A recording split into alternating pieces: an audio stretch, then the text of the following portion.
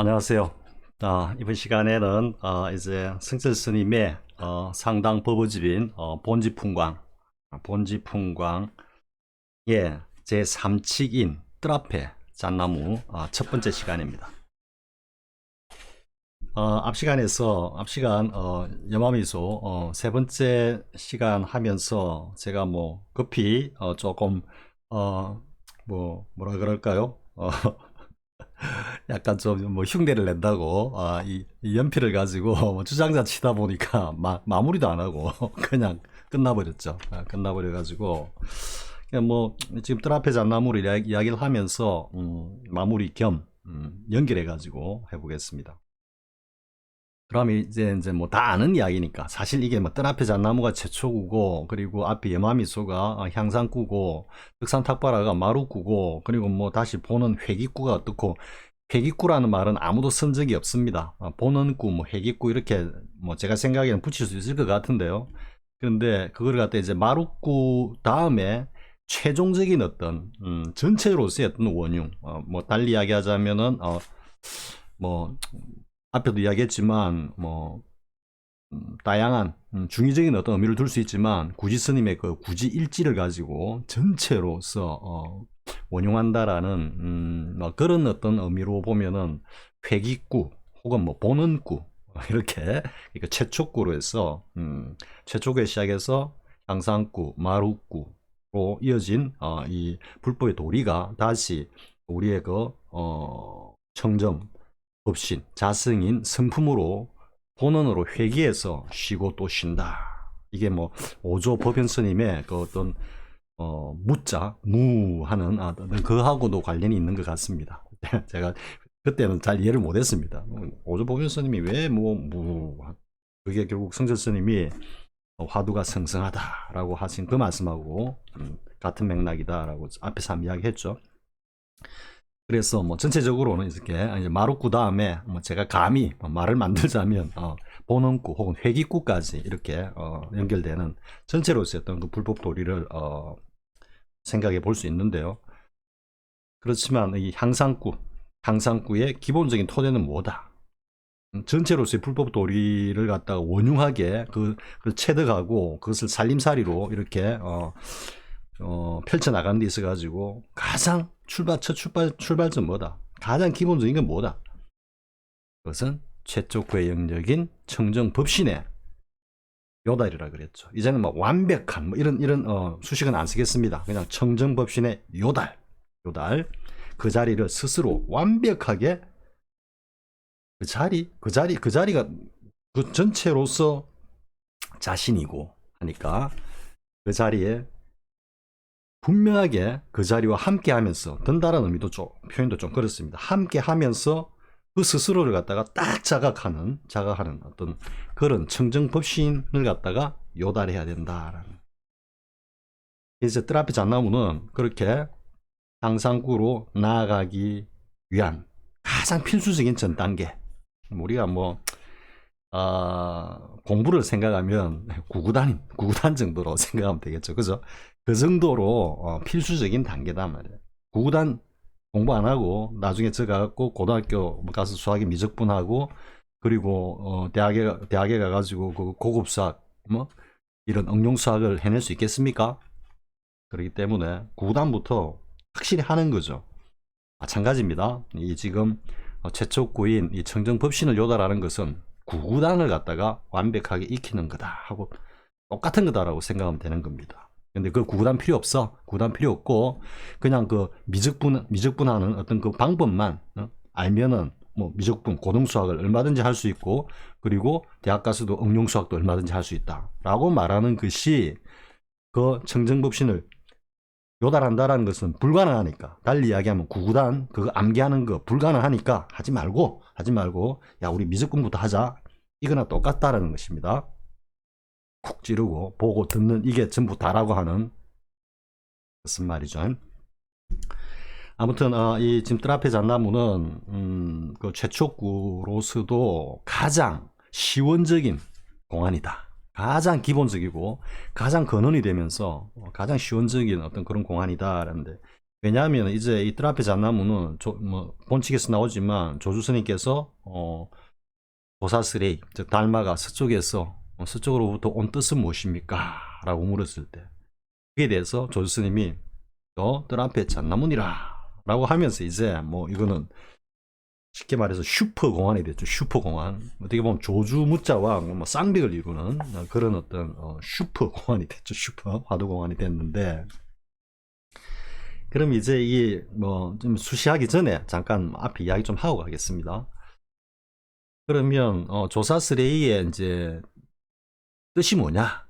라고 할 때 뭐 대부분은 이제 그러죠. 불법의 적적대의가 뭡니까? 라고 이제 이렇게 다들 설명을 하죠. 그런데 이제 사실은 보면은 조사스레이의 그 어떤 가장 기본적인 어떤 그 물음은 도대체 달마가 서쪽에서 갖고 온 게 뭐냐 이거지. 그죠? 불법을 갖고 왔다면은 그 불법이 도대체 어떤 것이냐? 무엇인가 물건까지 느껴지니까 어떤 것인가? 즉 달마가 가지고 온 달마가 전하고자 한 그 불법이라는 것이 어떤 것인가 말이에요. 그 골수 요체가 뭐냐? 이렇게 묻는 거죠. 그래서 이제 불법의 적적대의라 그러는데, 그러면 무엇을 물었느냐 하면은 쉽게 말해서 우리의 그 가장 근원적인 우리 존재 자체인 청정법신이 뭐냐, 이렇게 물은 거라는 거죠. 그러니까 이 지금 조사스레이에 하면 우리가 흔히 뭐 부처가 무엇입니까? 뭐 또 모든 부처가 난 곳은 무엇입니까? 혹은 뭐 부처와 조사를 초월하는 말씀은 무엇입니까? 뭐 이런 공안들하고 거의 비슷하다라고 생각하는데 그보다는 훨씬 근원적이고요. 그러니까 모든 부처가 나온 곳은 어딥니까? 이렇게 했을 때 원문스님이 저 동산이 무리를 간다라고 하는 것은 차원이 다른 경지를 이야기하는 겁니다. 그리고 부처가 무엇입니까? 이렇게 할 때 말은 똥막대기니라, 그죠? 뭐 이렇게 혹은 마삼근이니라 이렇게 이야기했을 때 그 부처는 무엇입니까? 하고 조사스레이는 무엇입니까? 라는 것도 엄밀히 보면은 다릅니다. 그 묻고 있는 그 어떤 취가 낙처가 다르다는 이야기죠. 그리고 부처와 조사를 초월하는 한마디 말씀은 무엇입니까? 하니까 운문스님 있다가 호떡이니라 이렇게.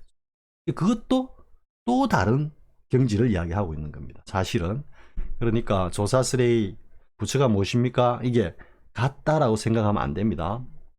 그보다 가장 부처가 무엇입니까? 라고 묻는 그 물음보다도 훨씬 더 원초적이고 시원적이고 근원적인, 즉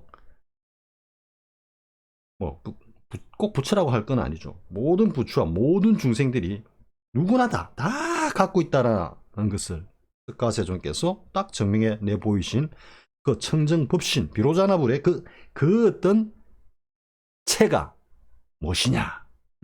부처, 중생 뭐 할 것 없이, 말은 똥막대기 할 것 없이 모든 존재의 그 근원이면서 그 모든 존재를 나투는 청정법신이 무엇이냐? 이렇게 물은 겁니다. 조사스레이의 그 물음의 시가 불법의 적적대의가 뭐냐 이럴 때는 최초구 청정법신을 물어오는구나. 그런데 보고 듣는 이놈이 그놈이야. 이놈은 몰라. 오직 몰라. 알 수가 없어. 알라고 하지 마. 말이 됩니까 지금?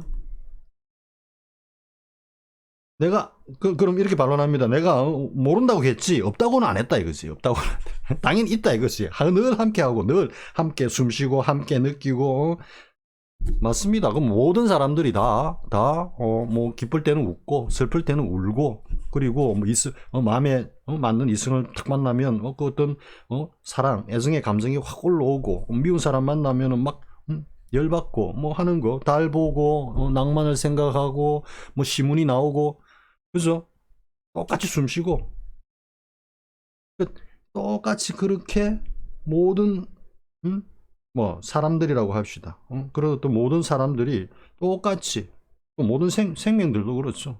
똑같이 행동하고 숨쉬고 똑같이 그렇게 살림살이를 갖다가 하게 영위하는, 그것을 운영하는 그런 어떤 존재가 있다. 당연히 있죠. 그러니까 있다 하자. 그런데 몰라. 알 수가 없어. 그러니까 알려고 하지 마. 오직 모를 뿐 하면은 그걸 알은 거야.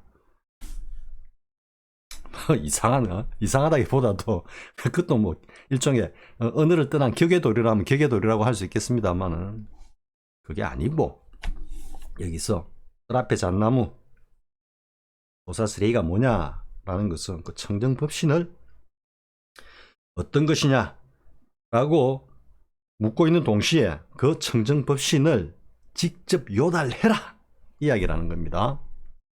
배감록 제1칙의 달마 불식에서 양무제가 달마보고 그렇게 지금 앞에서 떠들고 있는 대사는 도대체 무슨 물건이냐 이래 물어본 겁니다. 누구야? 무슨 물건이야? 무슨 물건이요?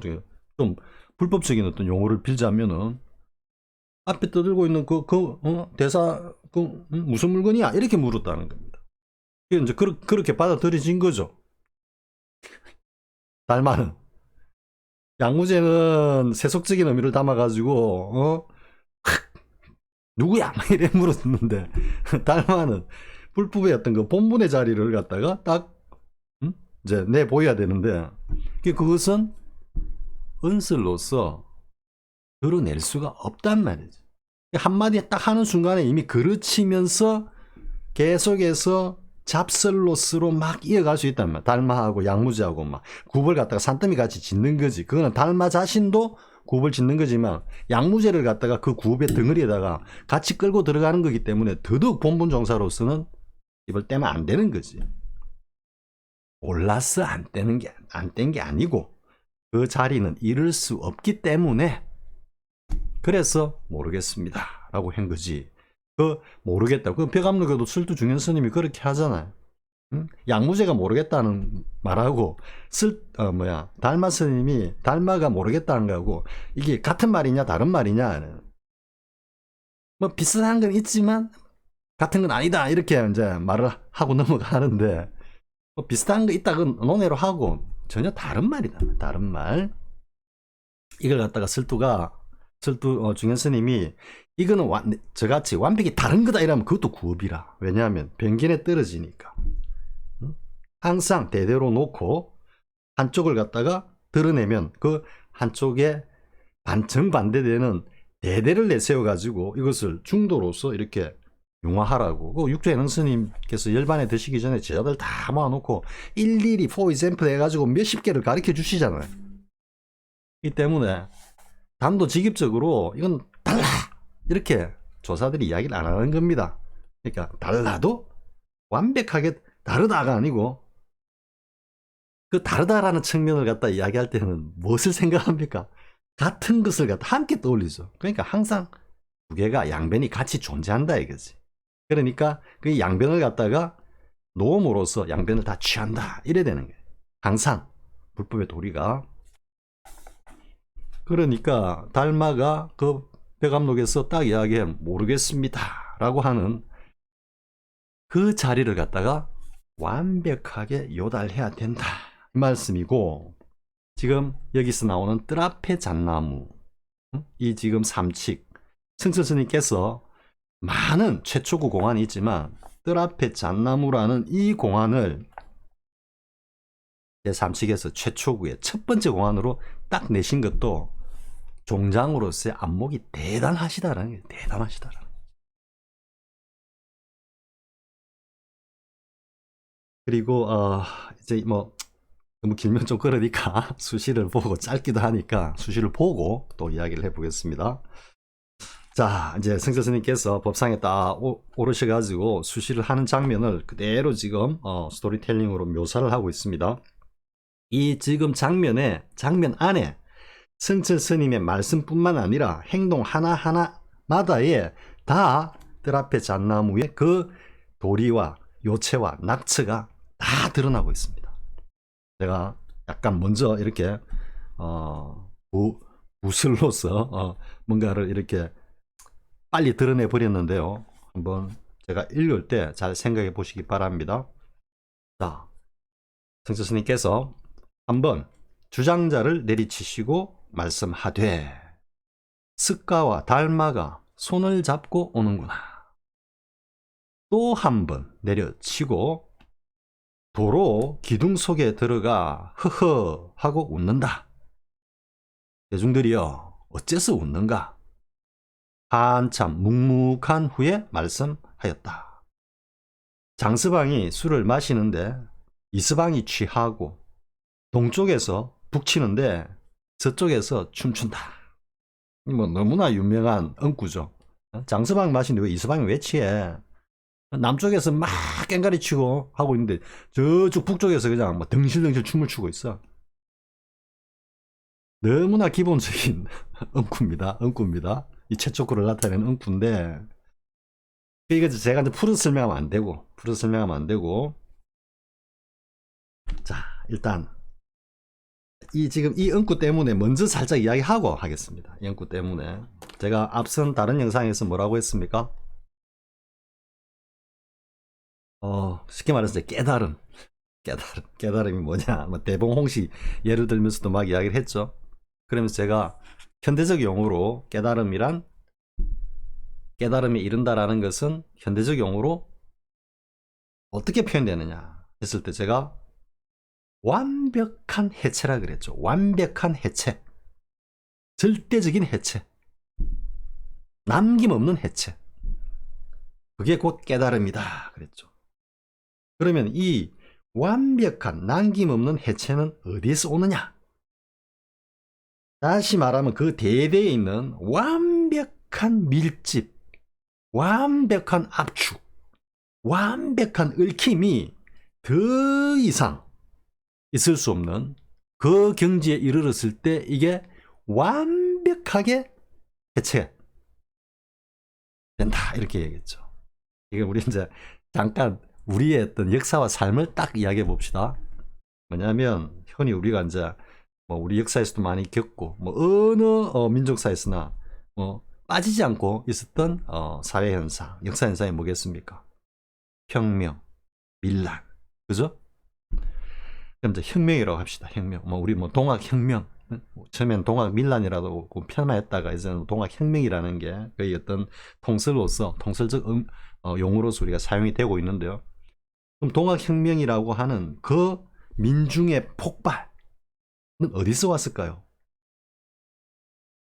흔히 혁명이라는 것은 어떤 민중의 불만과 어떤 고통과 이런 것들이 쌓이고 쌓여나면서 응축됐다가 결국에 가서는 폭발했다. 조그만 자극에도 폭발했다 이래 돼서. 왜?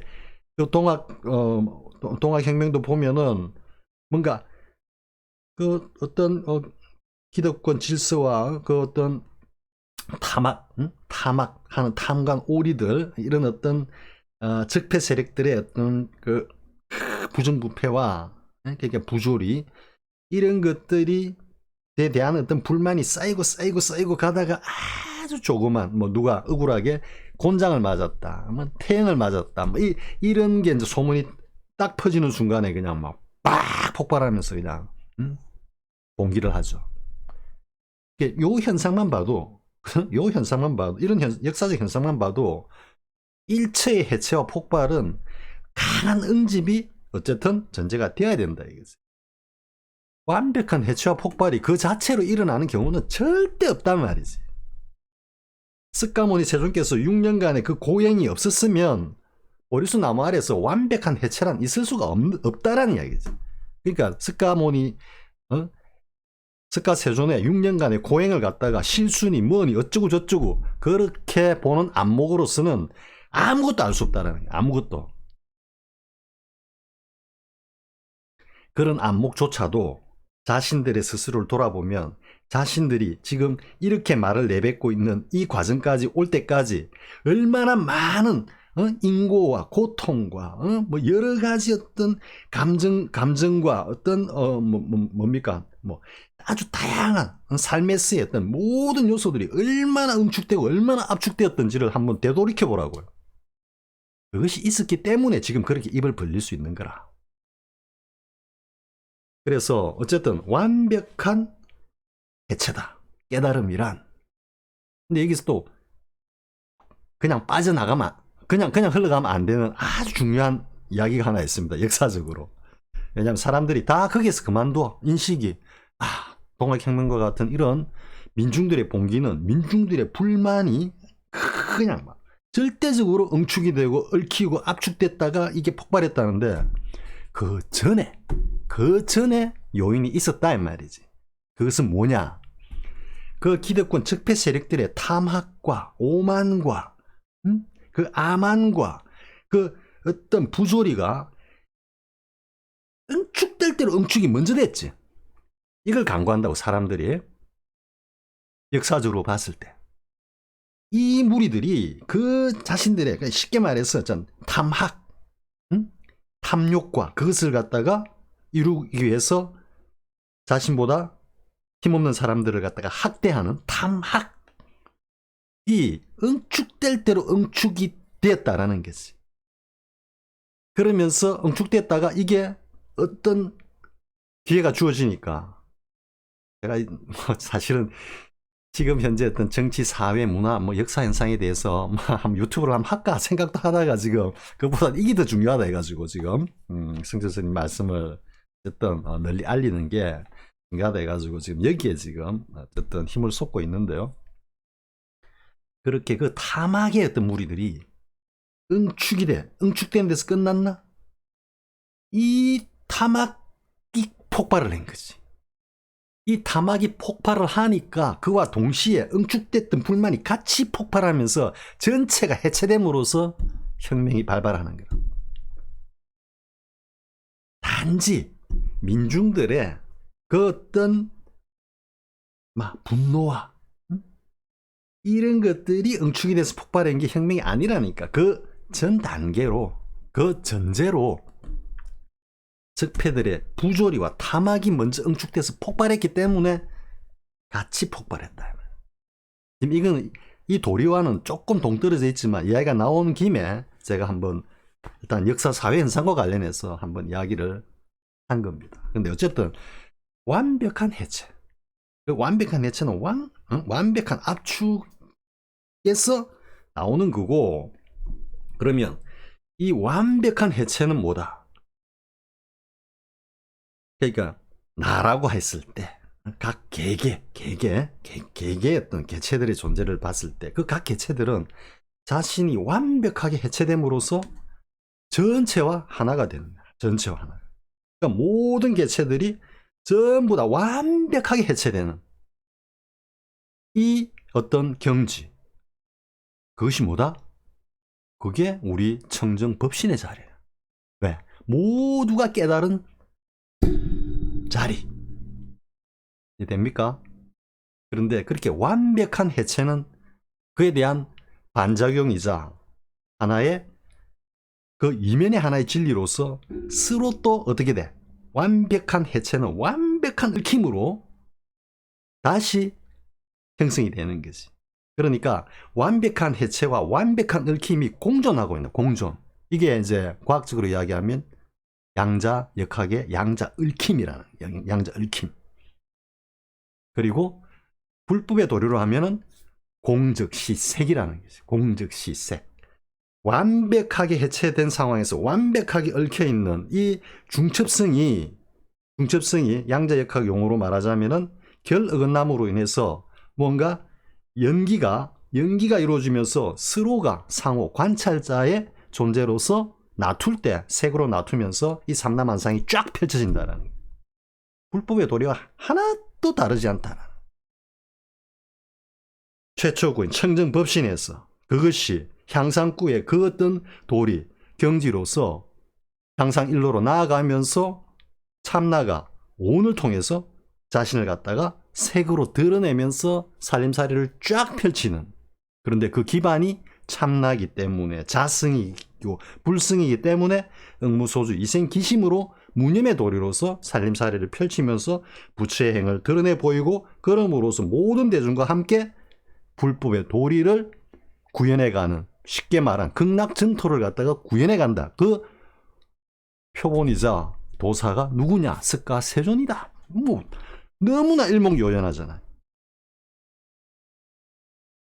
그래서 지금 뜰 앞에 잣나무에서 제가 앞에 이야기를 다시 한번 이렇게 강조하는 것은, 이야기하는 것은 완벽한 해체와 완벽한 얽힘이 공존하고 있는,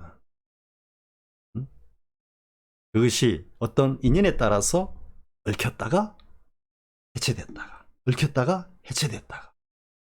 그래서 이제 양자역학 그 컴퓨터, 양자 컴퓨터도 이야기했죠. 서로 얽혀있기 때문에 기존의 그 슈퍼컴퓨터로서 연산할 때는 01010이라는 이진법의 그 어떤 절차적 단계를 쫙 거치면서 빛의 속도로 그 속도를 올리면서 연산작용이 빨라지지만, 양자 컴퓨터에서는 서로 얽혀있는 그 모든 어떤 variables, 변수들을 갖다가 한 방에 그냥 연산을 해버린다는 거지. 하나를 연산하면은 거기에 얽혀있는 모든 것들이 동시에 그냥 쫙 연산이 돼버린다는. 이해가 됩니까? 우리의 청정 법신도 그러하다라는, 완벽한 해체 가운데서 완벽하게 얽혀있다. 자, 그러면 그러니까 뭐 양자역학과 관련해서 한마디 더 하고 하겠습니다. 양자역학에서 뭐 제가 뭐 거의 문외한이다시피 하지만, 책을 읽고 뭐 문자를 통해 가지고 이런 어떤 관념을 가지게 되었다? 아닙니다. 그냥 기본 그거를 불법의 도리로서 함께 서로 원융시켜 가지고 적용하고 생각해 보니까 이렇더라. 제 말씀이 틀릴 수도 있지만 아무튼 저는 그런 어떤 경지에서 이야기하고 있다. 그러니까 이제 양자역학에서 뭐 말하면은 뭐 다원 우주 뭐 이런 게 나오는데, 그런 것들도 불법의 어떤 정수나 이 골수, 도리를 가지고 보면은 너무도 지당하고 너무도 당연한 이야기인데, 그런 베이스가 없는 입장에서는 그것을 아르마리로 의식으로 자꾸 이해를 하려고 하니까 온갖 추측들이 이론이라는 가면을 뒤집어 쓰고 쫙 등장하는 거라. 그러니까 양자역학이 뭐 1000명이 이야기하면 1000명이 다 다르다니까. 그 파인만인가 하는 그 뭐 천재 물리학자가 있다라고 제가 뭐 얼굴도 기억이 납니다. 근데 그 과학자가 저하고 비슷한 이야기를 했다라는 그런 어떤 뭐 좀 기억이 나는데요. 그러니까 양자 물리학을 완벽하게 이해하는 사람은 아무도 없다. 왜? 분별식을 가지고, 소위 말해서 과학적인 어떤 그 논리를 가지고 양자역학을 갖다가 이해하자면 중구난방일 수밖에 없거든. 자기가 갖고 있는 그 어떤 지식적인 어떤 그 배경으로 보면은 다 다르니까. 그런데 양자역학의 그 기본 논리, 그러니까 입자냐 파동이냐에서 시작해가지고 서로 완벽한 해체를 통한 완벽한 얽힘으로 존재하고 있다. 그게 양자 얽힘이고, 양자 얽힘이 있기 때문에 양자 도약도 너무 쉬운 거야. 쉽게 말해가지고 여기서 양자 이론이, 양자역학이 온 우주를 갖다가 가름하는 하나의 존재 원리자, 작용의 원리라면 그게 불법 도리하고 똑같으니까 그렇게 온 우주를 갖다가 어쨌든 관리하고 있는 하나의 어떤 그 원리라, 존재와 지배의 원리라고 보면은, 이 지금 지구와 안드로메다가 있다고, 안드로메다의 어떤 그 행성하고 있다고. 그래서 뭐 흔히 뭐 지구와 똑같은 어떤 지구가 저쪽 안드로메다 건너편에 어떤 은하계의 어떤 별, 행성에 있을 수 있다, 뭐 이런 이야기를 하는 거지 지금. 왜? 얽혀 있으니까. 그래서 여기 지구에서 무슨 현상이 하나 딱 있으면 그와 동시에 저쪽에서 현상이 딱 벌어질 수도 있다. 다 이제 관념이지, 관념. 소위 말하는 이론 물리학의 이 어떤 아르마리의 천재들이 만들어낸 상상력이라. 그런데 그 상상력이 궁극으로 들어가 보니까 부처님이 말씀하신 이 불법의 도리하고 그대로 부합하고 있는가. 자, 여기서 지구에서 뭔가가 있었어. 근데 저 안드로메다 행성에서 같은 현상이 벌어져. 양자 컴퓨터 이론, 제가 짤막하게 이야기했지만 그 지구와 안드로메다의 사이에서 이렇게 서로 얽혀 있는 어떤 그 존재를 양자 컴퓨터가 연산하고 있는 그 변수라고 생각해 보면은, 좁혀서 생각해 보면은 동시에 같이 존재하고 있는 거야. 그걸 갖다가 한 방에 연산을 해버리는 거지.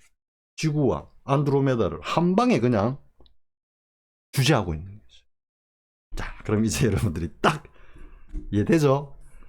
장서방이 술을 마시는데 이서방이 취한단 말이야. 동쪽에서 북치는데 서쪽에서 춤을 춰.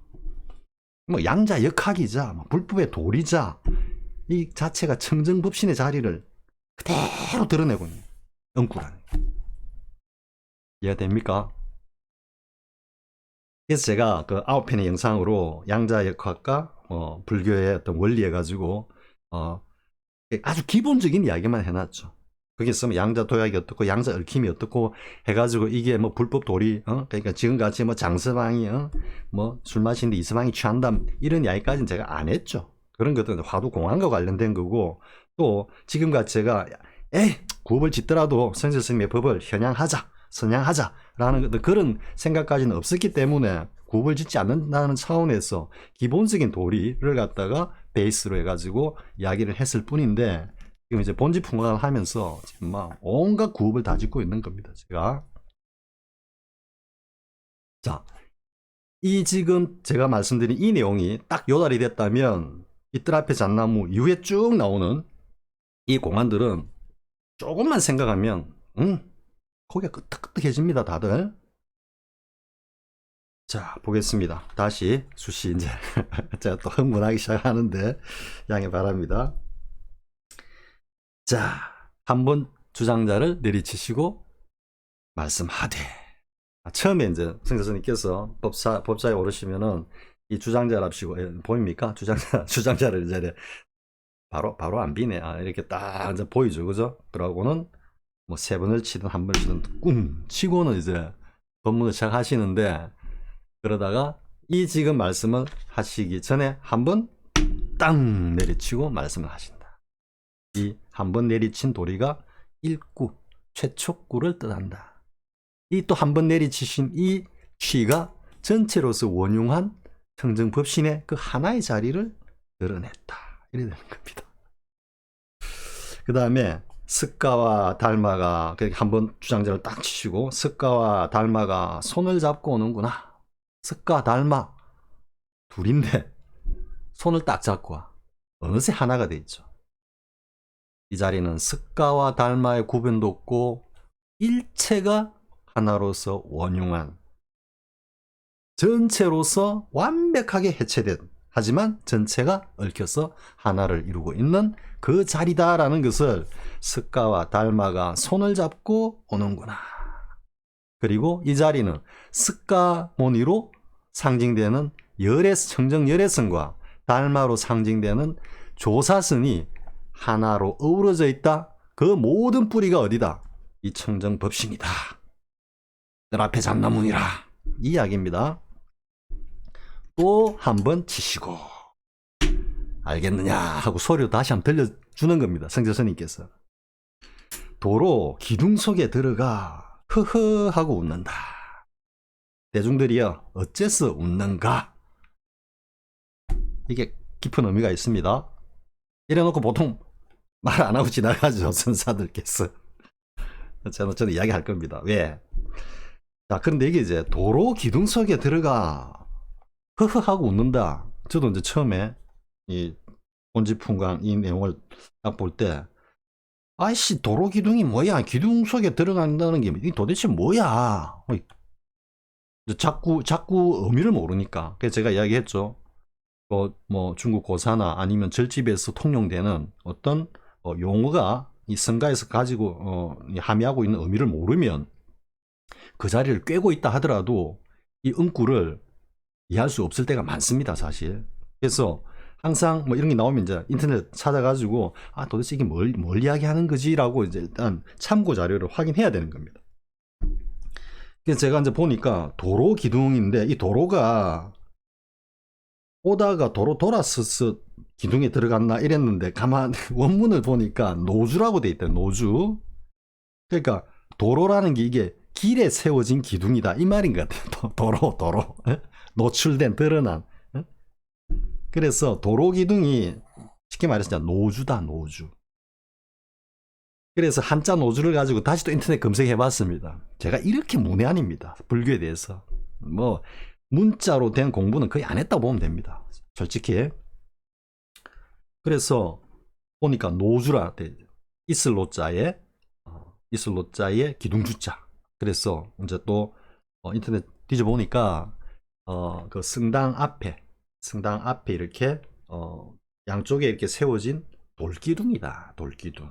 그런데 그것의 정확한 용처는 알려지지 않고 있다. 절집 사람들도 그걸 왜 그걸 갖다 그걸 세워놓는지 모른다라는 이야기죠. 스님들이 이런 유래가 있다라고 알려줬으면 당연히 백과사전에 이런 용도로 쓰였다라고 나올 텐데 안 나오는 거 보니까 용도를 모른다 이거예요.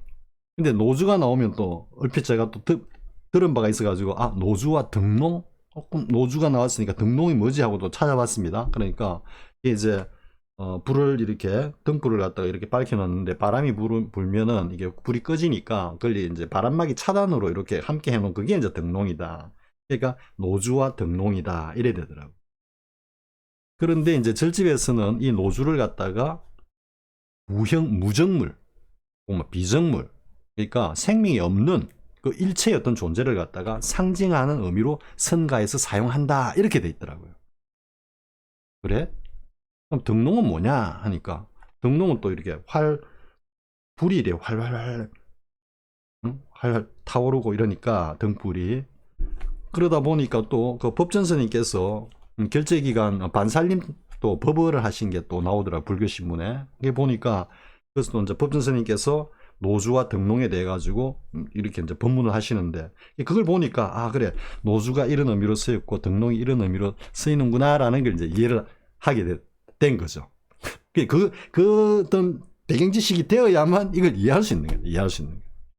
그러니까 이런 배경 지식이 없으면은 뭐 그 자리를 아무리 꿰뚫고 있어도 엉쿨을 이해를 못하는 겁니다.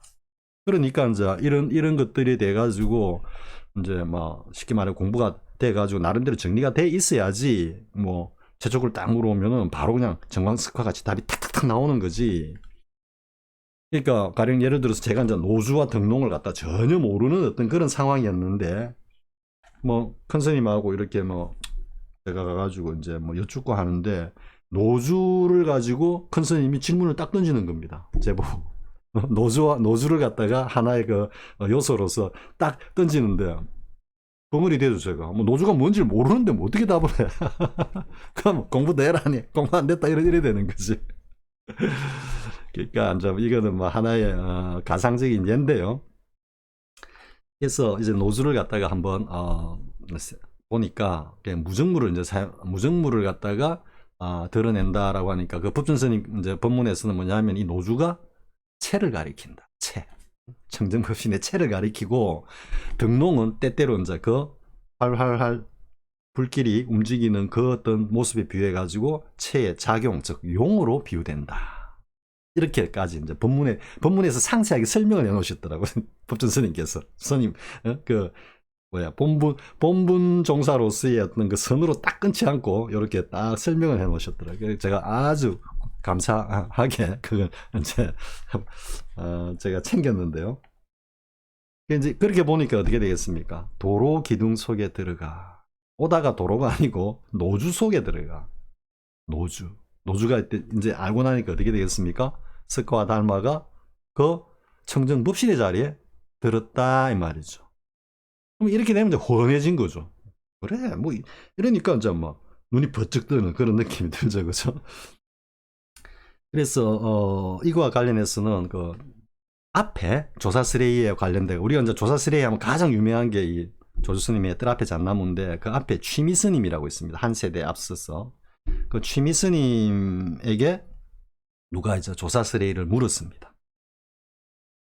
조사가 서쪽에서 오신 뜻이 뭡니까 하니까 그때 취미스님이 저 노주에게 물어봐라 이렇게 답했다는 거거든요.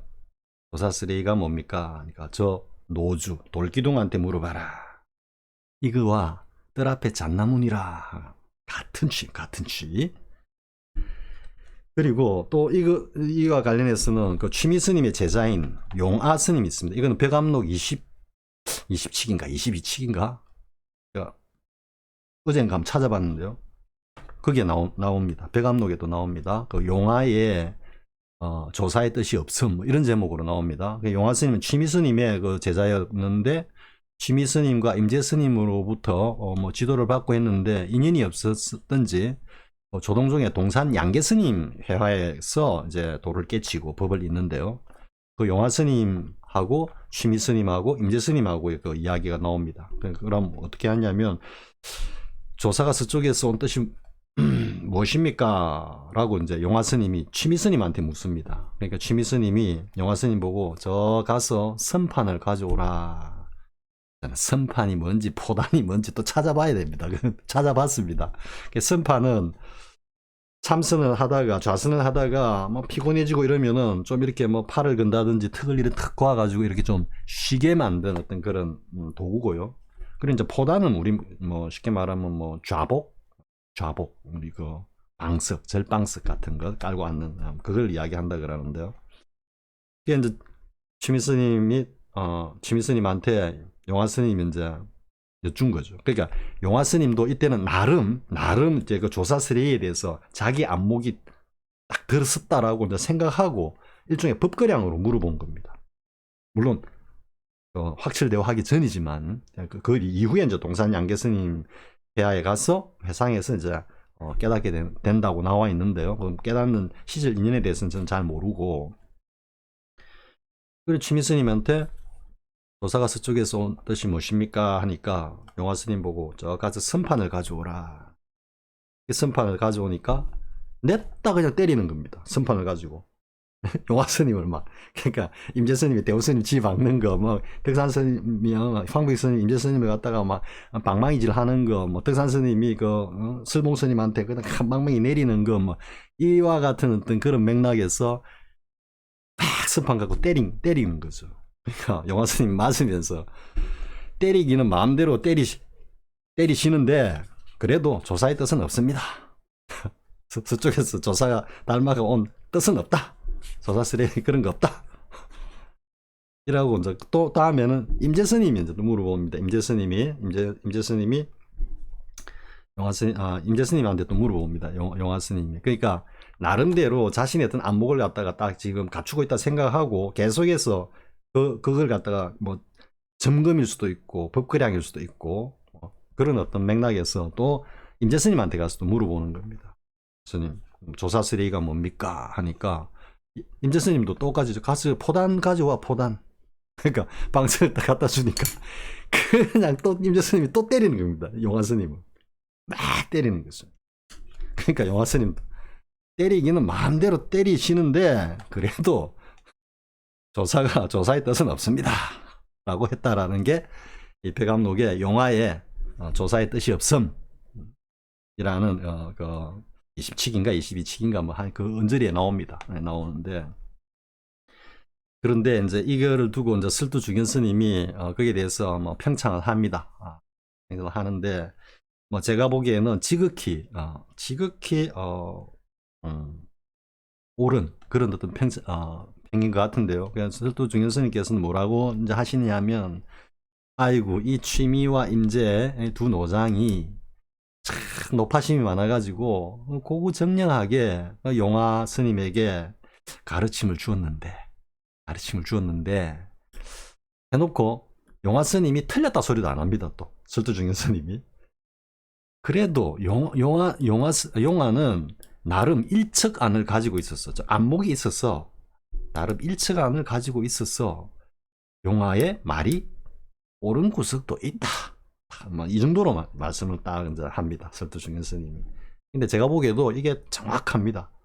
정말 고구정령 임재 스님과 취미 스님은 그 알려주려고 고구정령 했는데, 그럼 대부분 다 이제 그 포단하고 선판 가지고 때린 데다가 초점 포커스가 딱 맞춰지죠. 왜?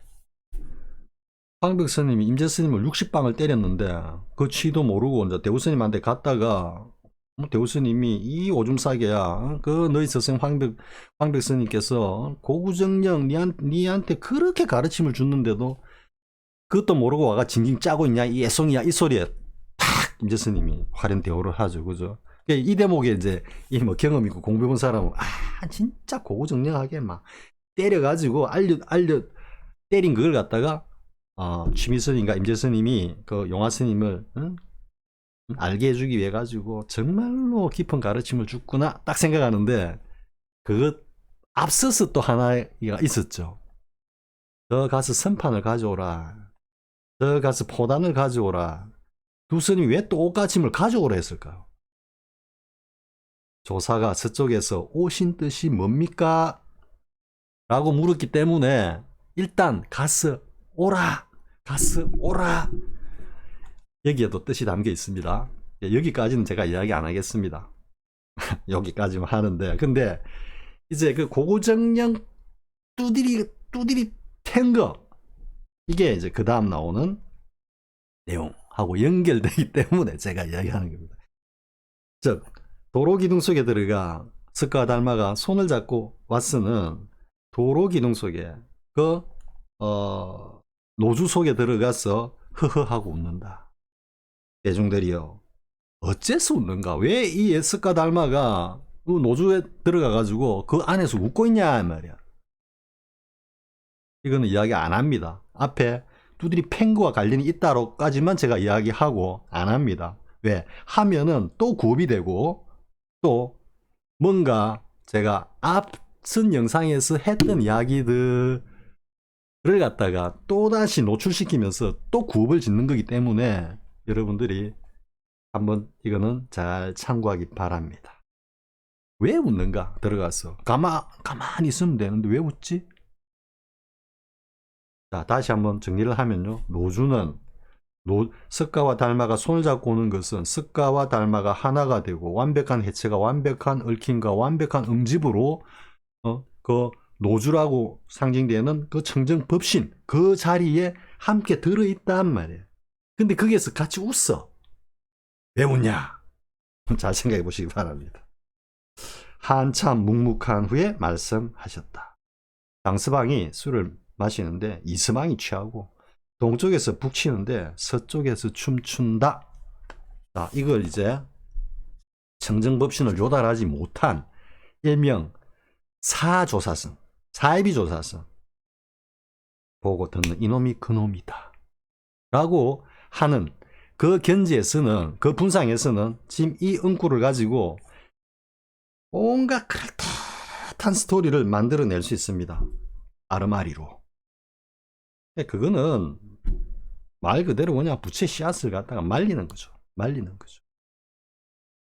그러니까 이 장서방이 술을 마시는데 이서방이 취하고 동쪽에서 북치는데 서쪽에서 춤춘다 라는 이 응구를 가지고 이것을 그럴듯하게 그 자신들이 주장하는 그 견지와 분상에 맞춰 가지고 말을 만들어낼 수 있다라는 거예요.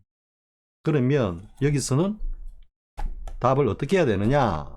여러 가지 답이 있을 수 있죠. 이 도리를 알고 청정법신의 자리를 요달한 입장에서는 어떻게 답을 하든 다 정답입니다. 눈동자 돌아갈 일이 없습니다. 이거는 기존에 쉽게 말해서 조사 스님네들이 내뱉은 그 응구를 갖다가 사용해도 되고요. 물론 이제 그거는 활구가 아니고 사구가 되겠지. 사구. 그러니까 그냥 그 자리에서 이래도 이 답입니다. 그러니까 이제 가령 예를 들어서 지금 이게 이제 최초구다. 조사스레이를 묻는 건 최초구다 하니까 그래 운문삼전의 그 첫 번째 일구가 그게 최초구라고 했지. 그래서 여기에 대해 가지고 뜰 앞에 잣나무 조사스레이에 대해서 한마디 일러보라 이러니까 그게 최초구니까 딱 가져와 가지고 눈 밝은 사람이 깊은 우물에 빠졌습니다. 맞거든. 그러면은 점검하는 사람도 선지식이 속을 수 있다니까. 지금 그게 처음 나와가지고 운문삼전어에서 눈 밝은 사람이 우물에 빠졌습니다라는 것은 아주 고준한 응구고 그 자체는 활구라. 그런데 이걸 씹다 내뱉는 껌같이 답으로서 그걸 갖다가 최초구에 대해서 툭 내뱉으면은 그때는 사구가 돼요. 죽어버리는 응구가 되는 거지. 그러면 자 이럴 때는 또 어떤가 한번 생각해 보기 바랍니다. 누가 물어왔어. 조사스레이가 뭔가? 할 때 마조가 처음에는 마음이 부철했다. 그런데 이후에는 마음도 아니고 부처도 아니고 한 물건도 아니라고 했다. 하지만 내가 그 자리에 있었다면 마조의 입을 갖다가 그냥 틀어막아 버렸을 것이다. 라고 하면 이건 활구라. 이해됩니까? 그러니까 남이 씹다 버린 껌을 주워가지고 씹지 마라 이게. 그게 이제 마땅히 활구를 참고하든지 활구를 내놓아야지 사구를 내놔서는 안 된다 이 말이지. 어떻게 보면 장서방이 술을 마시는데 이서방이 취하고 동쪽에서 북치는데 서쪽에서 춤춘다라는 것이 이게 최초구와 최초구를 갖다가 드러낸 자리다라고 알고 다시 내뱉으면 그거는 썩은 사구가 된다 이거. 사구가. 자, 이해가 되죠? 여기까지가 이제 뭡니까? 이제 여기까지가 뜰 앞에 잣나무였던 숫이다. 제 영상이 워낙 한 편이 길어가지고 이제는 좀 짧게 가겠습니다. 어느 정도 하고는 마무리하고 또 읽고 하는데 이번 영상에서는 요 숫이만 하겠습니다. 다시 한번 읽고 한마디로 정리하고 넘어가겠습니다. 한번 주장자를 내려치시고 이것도 도리를 드러낸 거다. 스가와 달마가 손을 잡고 오는구나. 이것도 도리를 드러낸 것이고 또 한 번 내려치고 노주 속에 들어가 허허 하고 웃는다. 스가와 달마가. 노주는 청정법신을 갖다가 드러내고 있다. 대중들이여 왜 웃는가? 이거는 참고하라. 한참 묵묵한 후에 말씀하였다. 장서방이 술을 마시는데 이서방이 취하고 동쪽에서 북치는데 서쪽에서 춤춘다. 자, 허허 하고 웃는다라고 하는 이 경지를 갖다가 투과하고 해야지 산은 산이고 물은 물이다라는 취의를 알 수 있다. 그럼 그전에는 뭐냐? 산은 아무것도 모르는 눈으로 봤을 때는 산은 산이고 물은 물이다. 그런데 아는 자리에 들어서 보면은 산은 물이고 물은 산이다. 산 속에 물이 있고 물 속에 산이 있다. 산과 물이 얽혀 있다. 바다 속에 산이 있고 산 속에 물이 흐른다. 따라서 산은 산이 아니고 물은 물이 아니고 산은 물이고 물은 산이다. 이것도 하나의 도리인데 여기서 허허 웃을 줄 알아야지 산은 산이고 물은 물이다 라는 경지에 이르게 된다. 여기까지 하겠습니다.